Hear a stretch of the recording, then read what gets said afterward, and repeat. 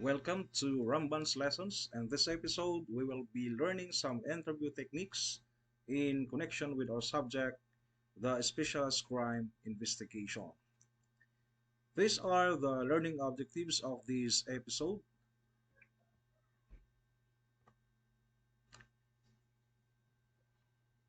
At the end of the topic, you are expected to have number one, define the terms used in the topic interview. Number two is analyze the golden rule of interview. And now, let's proceed to the first topic. What is interview? Interview, defined, it is the questioning of a person believed to possess information which is relevant to the investigation of a crime or on criminal activities.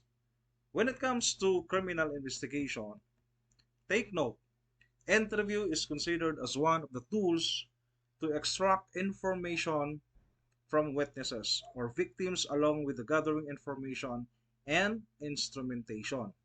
Skilled investigators use psychological techniques to ensure accuracy while respecting legal boundaries. As you notice, suspects are not included in the interview process because they are for interrogation process. And there is a distinction between the two.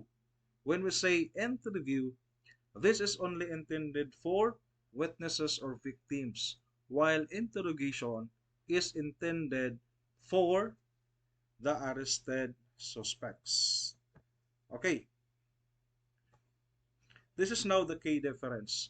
Interrogation focus on obtaining confessions or admissions of guilt from suspect, while interview aim to gather facts from witnesses, victims, or neutral parties.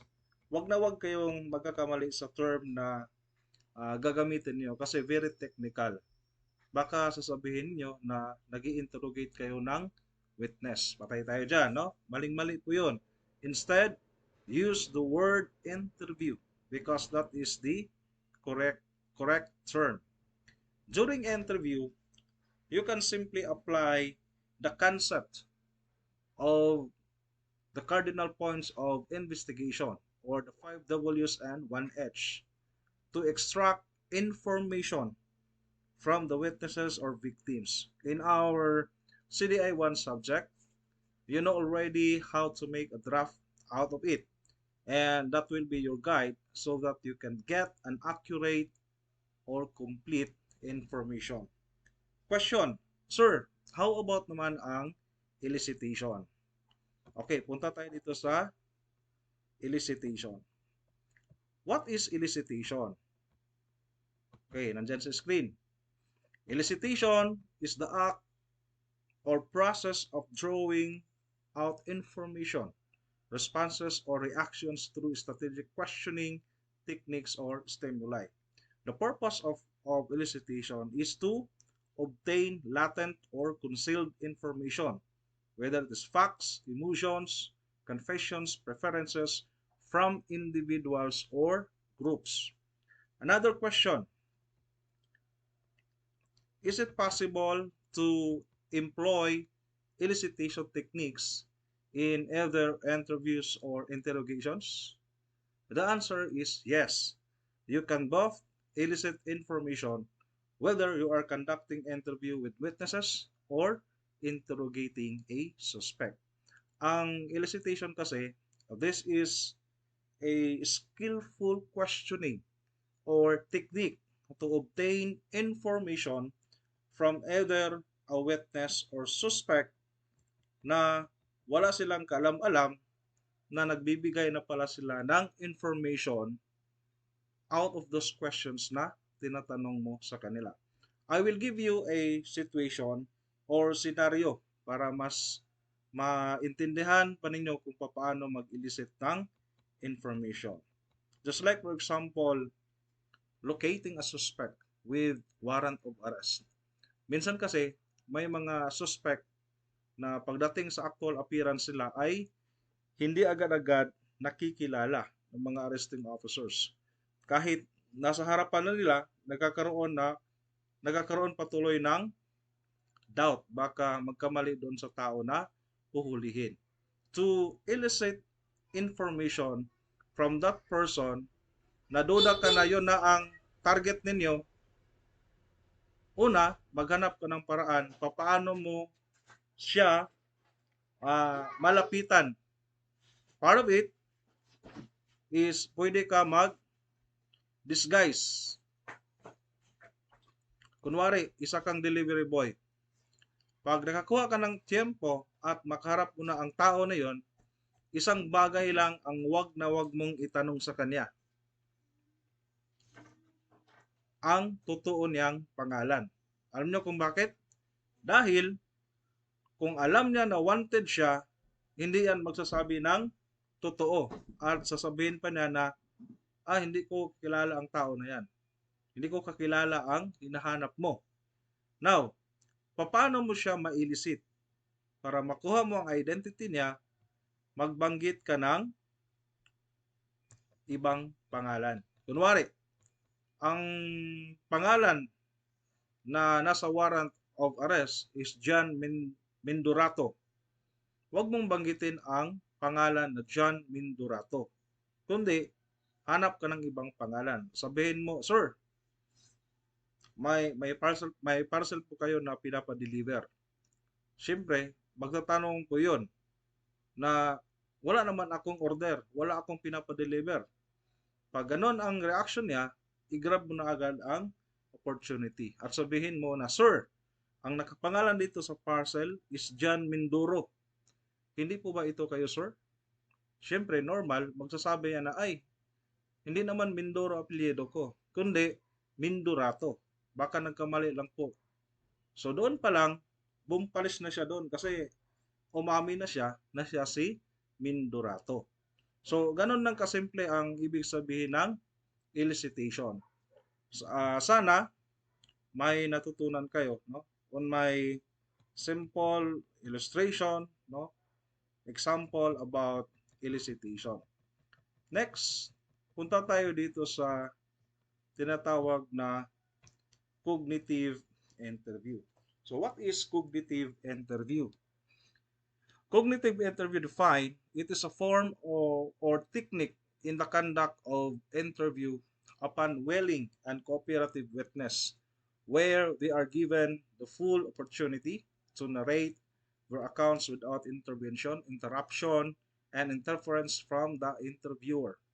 After narration, the subject will be subjected to direct examination and cross-examination to clarify the unexplained portion to arrive at a clear and complete picture of the testimony. Leading questions greatly helps the investigator to obtain the full and desired information. For example, in direct examination, do you know what is direct or cross-examination as well as the leading questions? Okay, we will define it one by one so that you can deeply understand. Unahin natin ang direct examination. Direct examination, this is designed to elicit factual, open-ended testimony from a witness. The purpose is to establish facts without leading the witness. Examples. Okay, example ng direct examination. Number 1, what did you observe on the night of June 15? So, the witness will give answers based on what they observed during that night. Another example, describe the person you saw near the accident scene. As you notice, the in line of questioning is that the interviewer is trying to establish facts. Next is, what happened after you heard the loud noise. This is all about establishing facts where the witness supplies information. So, so that is the examples of direct examination. Para bang pinapanarit mo sa witness or suspect kung ano ang nalalaman niya patungkol sa isang situation or bagay. Doon sa mga sample na tanong, masasabi man natin na that is part of eliciting information. The answer is yes, no? So in line of questioning, talagang nag-i-elicit ka ng information. Okay? Punta tayo sa cross-examination.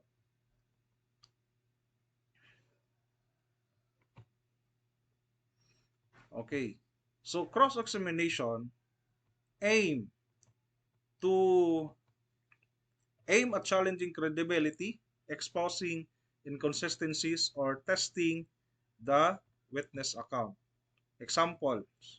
Bigyan ko kayo ng examples. Ayan sa screen. Examples ng mga tanong during cross-examination.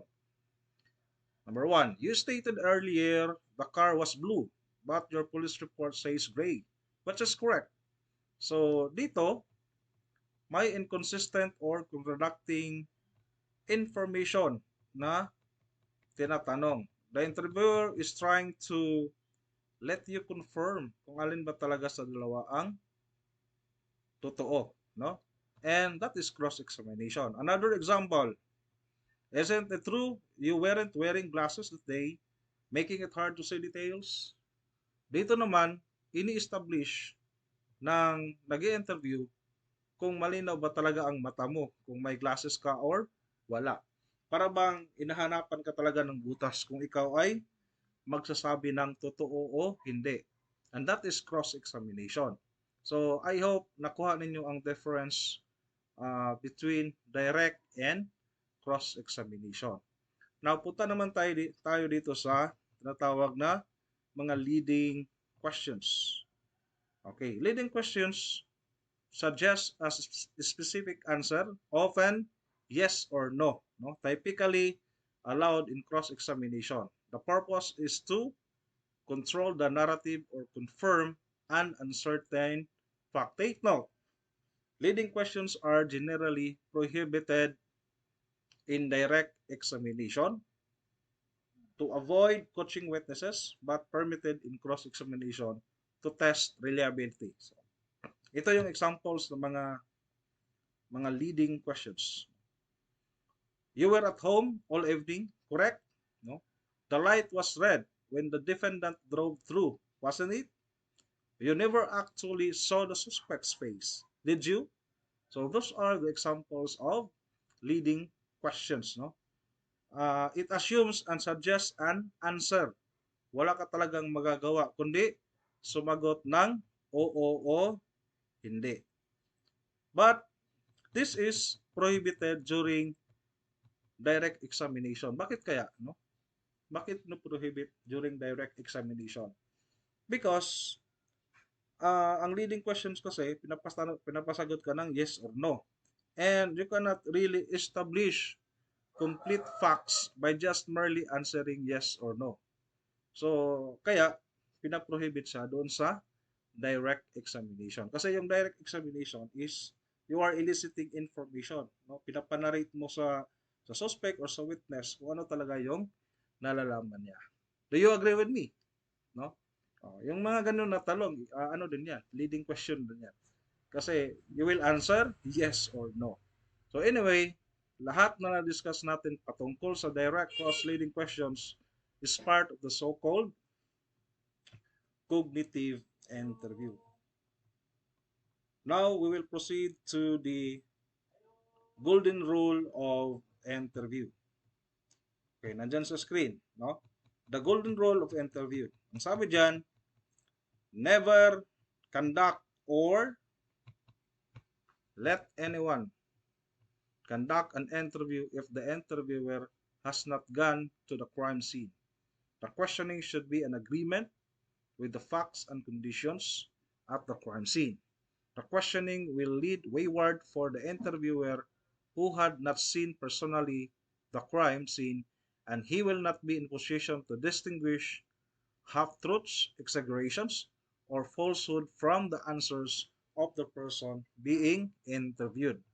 Yes, as an investigator, when you interview witnesses, it is very important na may advance information ka na nakukuha, no? Prior doon sa ikakandak mo na interview.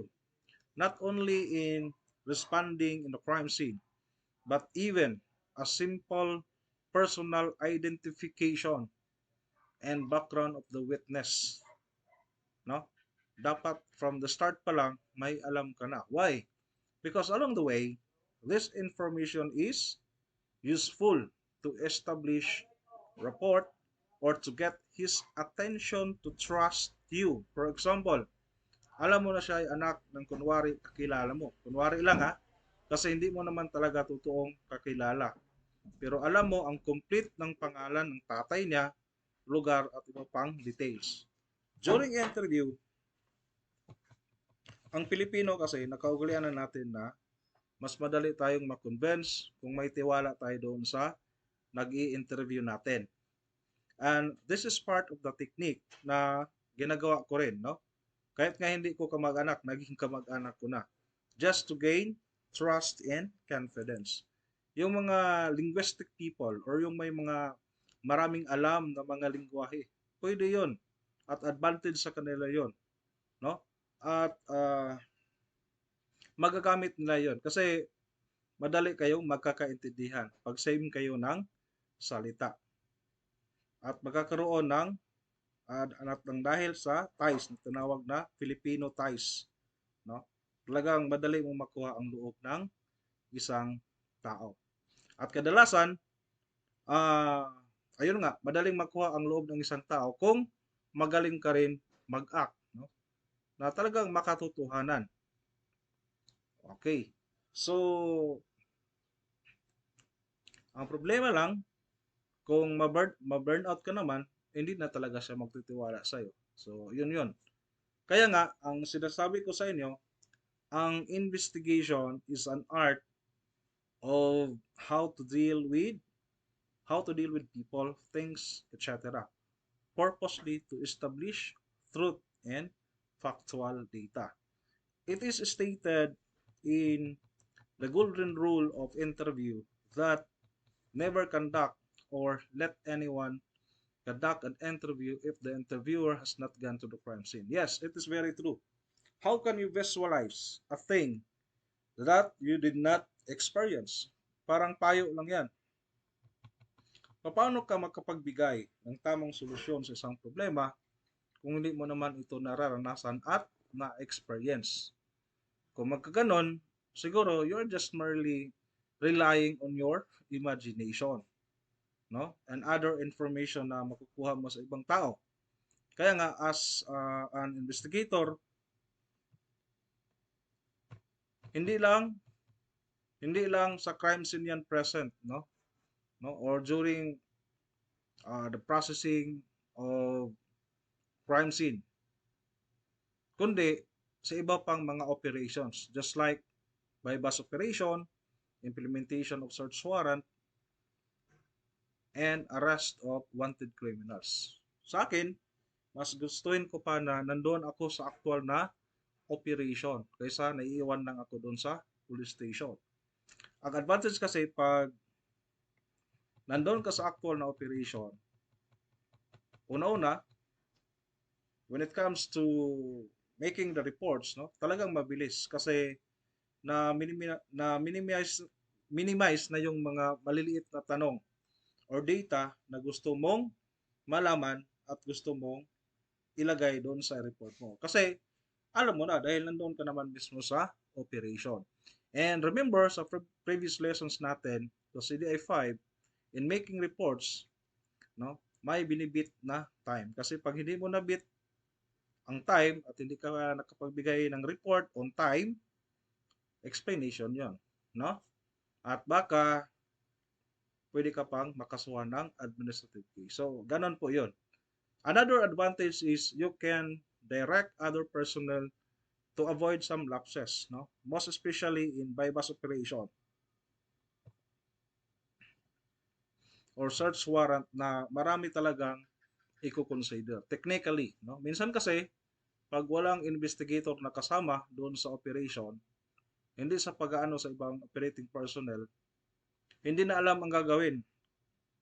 Kaya nadi-dismiss ang kaso dahil lang sa ganong lapses, no? Pag ikaw kasi ang investigator, lookout mo lahat 'yun, no? At kahit senior para sa akin, no? Basta alam ko na hindi na-align doon sa police operational procedure ang ginagawa, talagang pinagsasabihan ko. Pero ito ang tandaan nyo, no? Do not forget to approach your seniors in a nice and good manner. Number one concept of leadership, no? Do not outshine your master. Pwede mong pagsabihan, pero wag mong ipakita na mas magaling ka pa sa kanya dahil masasaktan at magagalit sa iyo yun, no? Hoping na may nakuha kayo sa lectures natin, no? And yun, yun ang tandaan nyo lang yung uh, itong golden rule of interview, no? Na discuss natin. Okay? This end episode 4. Ang ibang topic will be continued in the next episode. For your research assignment, naku po, hindi ko nalagay sa ano, sa slide, no? For your research assignment, i-send ko na lang sa GC kasi hindi ko nalagay sa sa slide, no? Okay, so hanggang dito na lang. Good afternoon and have a nice day.